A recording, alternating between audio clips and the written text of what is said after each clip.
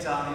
Greg Lawrence in South Carolina. It's been a while since you've worked with Coach Chiswick, and I'm curious, how has he changed, and how is he the same since your time together at Auburn? I had an opportunity back in 2009 and 2012. Chiz hired me back when I was actually here. And, in 2009, we went to a bowl. 2010, we won the national championship. 2011, won another bowl game. And it was fantastic years. We had a great time. Chiz is a great motivator, great teacher. And the thing I liked about Chiz the most is probably he's the same guy every single day you came to work.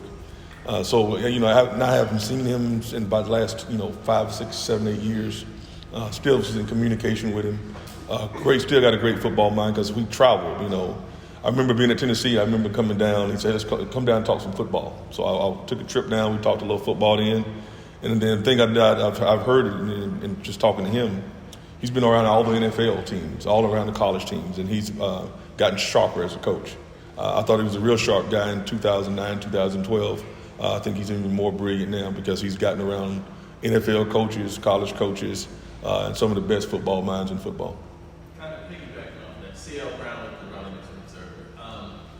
How much does he seem rejuvenated having had this time away from on-field coaching? It's in his DNA. I think you can, if you ask Coach Brown the same thing, Coach always talks about, being at ESPN, one of the greatest jobs in the world, probably one of the, you had so much time off. And, Gene said he missed it. The fact that you have a gift around people and a gift around young men, it's hard to just be around regular working people. So Chiz, him coming back, just him bouncing around, players always in the office, always asking a million questions. And you can see the light in him. You can see the fact that he loves being back in his element. He was a player's coach when we were at Auburn, and the kids really loved being around him.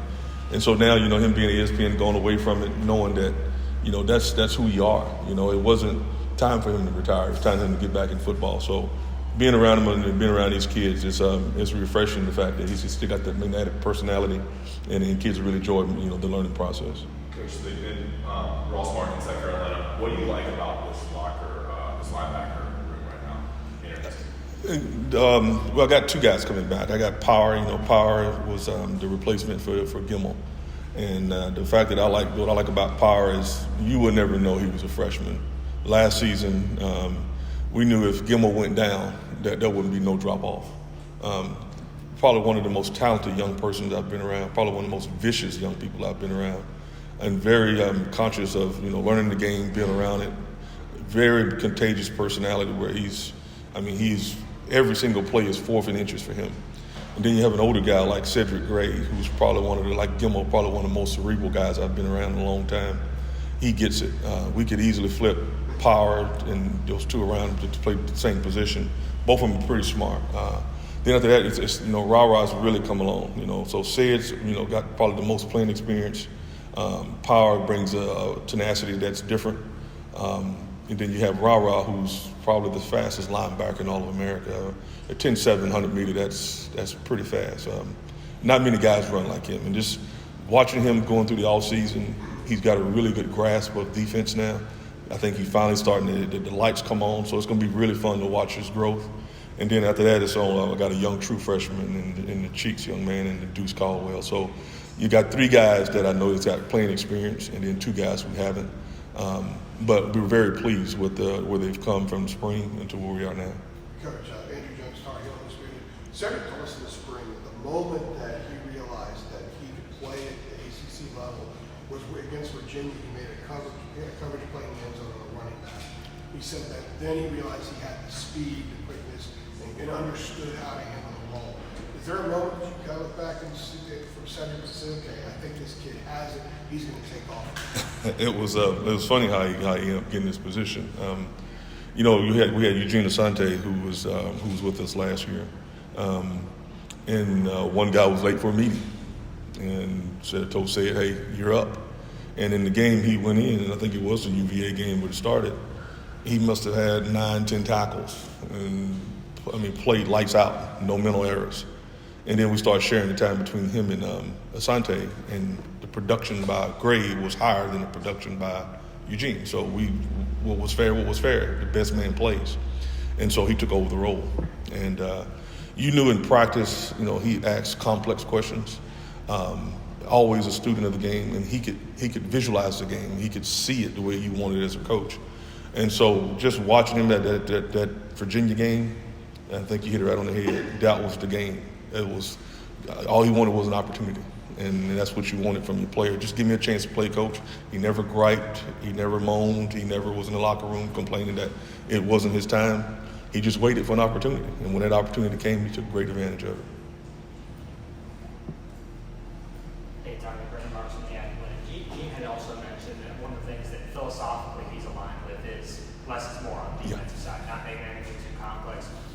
First question, why does that work? And two, how have the guys sort of responded to that overall change in philosophy? Yeah, we won a national championship at Auburn in 2010, and I think we had 3 coverages when we played against Oregon, who was one of the more complex offenses back then. And we lined up, and the kids knew exactly where they were going. We weren't as big and fast, but our kids were knowledgeable, and they played extremely hard. And so that's the philosophy. When Chiz and them were at Texas, if you watched them when they won a national championship at Texas, they would just line up, and every man knew his assignment. And I think sometimes when you add, when you're putting 14, 15 defenses on openers, well, that calls for 14 to 15 different adjustments. I mean, what are you doing bunch? What are you doing empty? What are you doing unbalanced? Each one of those situations calls for a different check. And if you have 4 or 5 calls and your kids understand those 4 or 5 calls, not 18 calls, then if your kids are able to, grasp situations. And as soon as they see it, they identify it, check the call, and play. And that's what he means. I mean, you can go in a game on defense and have 7 calls, but it's going to be 7 complex situations that come up, and you got to be able to adjust to it right away. And that's what he's talking about, not having multiple defenses and not going through all the checks. That's problematic. You're just guessing. You're asking for something to happen to you. And that's what we were at Auburn. That's when he was back here before. I think they ran 2 or 3 different coverages. He's added a lot more than 2 or 3 now, but the kids are able to grasp it. They're able to comfort. They're able to diagnose whatever we needed to fix a problem, and they're able to talk it. That's the thing. It's not as many defenses, but our kids are able to grasp it and talk it in an intellectual way. Adam Smith from Burlington. You were saying that Power might be one of the most talented and vicious guys you've seen in linebacker. It's not like he's been here 4 years. Yeah. How is that? How have those attributes sort of jumped out to you already so quickly from him? What have you seen that has left you thinking that? Well, it's when you see him in practice in an inside drill. I mean, he's a human flesh bone. He doesn't care anything about his body. He has no fear at all of anything. It doesn't matter if you're 320 pounds. If he thinks he can drop you at 320, he'll try to drop you at 320. He doesn't fear anybody. And I saw that last year when Gimmel, and Gimmel really took a liking to him. And we'd sit in the meetings, and you can just see him over there just constantly asking Gimmel questions. And he got it. And then you never seen a young man make the same mistake twice. And Gimmel played for us for 2-3 years, and it took him 2-3 years to get on the football field, and nobody knew who he was. But then when he got his opportunity, he played very well. Where Power was at, as a true freshman, you wouldn't have never known that he was right out of high school. But we saw that when we recruited him. When he came out of high school, he was probably one of the most dynamic young freshmen I'd ever seen, because he was the player on your team that got everybody else better. He was taking average players and making them go beyond their capacities. And that's what he does. You'll see him, he'll talk to a defensive back, he'll talk to a defensive lineman. He's constantly talking, and that's what a quarterback does on offense, and that's what you want your Mike linebacker to do on defense. You guys good with time? Good. Thank y'all very much. Thanks, Dave. Appreciate it. Appreciate it. Thanks, sir. See if it's saved this time. From Burlington. Oh.